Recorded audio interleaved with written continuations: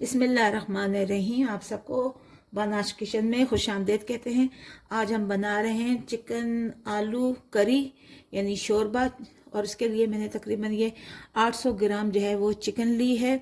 और इस चिकन को एक तरफ रख देते हैं। अब इसमें हम डालते हैं अपने खड़े मसाले, जो कि कुछ यूँ है जैसे कि आप सब जानते हैं। ये बे लीव्स है, थोड़ी सी जावित्री है, और सिनेमन स्टिक है, ज़ीरा है, और ग्रीन जो है वो कार्डमन है यानी हरी इलायची, और थोड़े से ये लौंग है। तो इस सबको हम इसमें डाल देते हैं।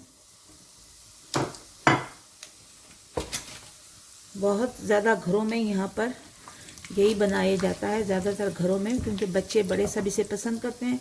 तो ये इसमें प्याज डाल देते हैं जो हमने ग्राइंड किया हुआ है। प्याज को हमें भूनना है, और जब तक प्याज ब्राउन होता है हम ये अदरक और लहसुन इसको पीस लेते हैं। प्याज ब्राउन हो गए हैं।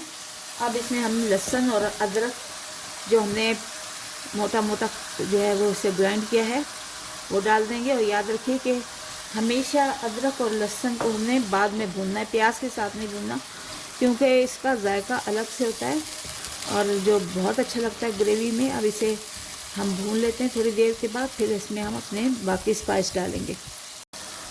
थोड़ा सा भून गए। अब इसमें हम अपना टमाटर डाल देंगे, जो कि मैंने 2 टमाटर लिए हैं और इसे मैंने ग्राइंड कर लिया है, वो डाल देंगे और इसे भी भून लेंगे।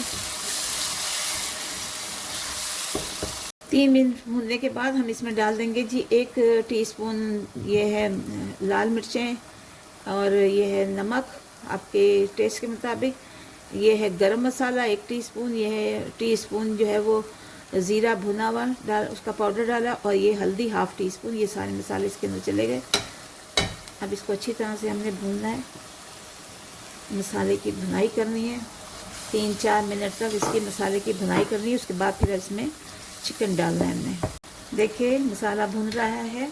अब इसमें हम अपनी चिकन डाल देते हैं, और चिकन को डालकर हमने तकरीबन 20 मिनट तक इसे भूनना है, ताकि चिकन जो है वो अच्छी तरह से भून जाए।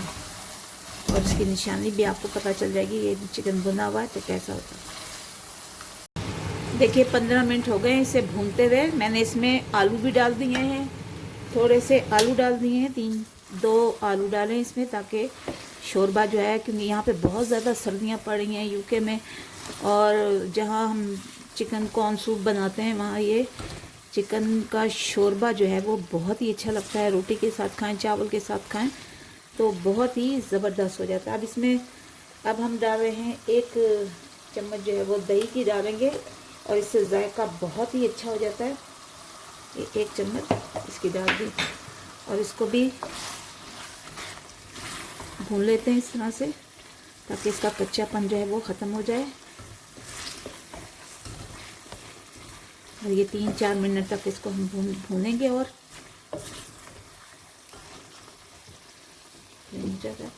अब इसमें हम डाल देते हैं अपने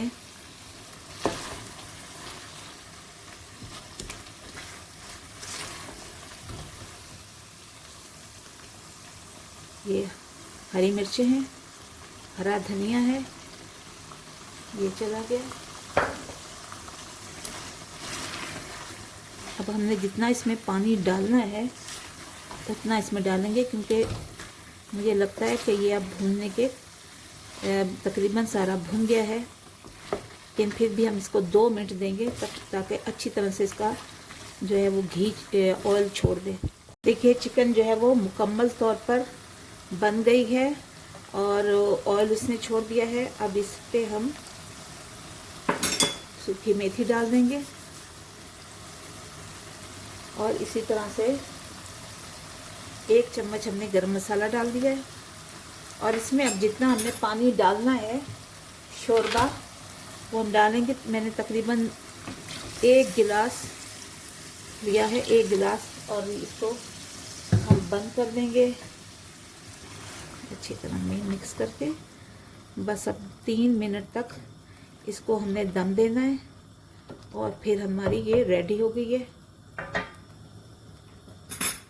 चिकन हमारी रेडी हो गई है। तो जी देखिए माशाल्लाह, अल्लाह का लाख लाख शुक्र है, बहुत अच्छा शोरबा, चिकन शोरबा और आलू का बनकर तैयार हो गया है। अल्लाह ताला की नेमतें हैं, जितना उनका शुक्र करें अल्लाह का तो नहीं हो सकता। तो बहुत ही जायकेदार मज़ेदार है, सर्दियों का तोहफ़ा है। यानी सर्दियों में आप जो है वो कभी आप सूप बना रहे हैं, कभी कुछ खा रहे हैं, तो ये शोरबे वाला सालन खा के देखिए, बहुत ही अच्छा लगेगा, बड़ा मज़ा आएगा।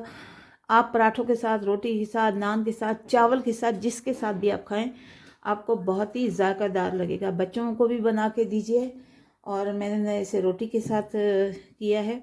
तो चलते हैं, दुआओं में याद रखिए मेरे चैनल बानाश किचन को सब्सक्राइब कीजिए, बेल आइकन को प्रेस कीजिए। मिलते हैं अगली वीडियो पर, तब तक के लिए अल्लाह हाफिज़।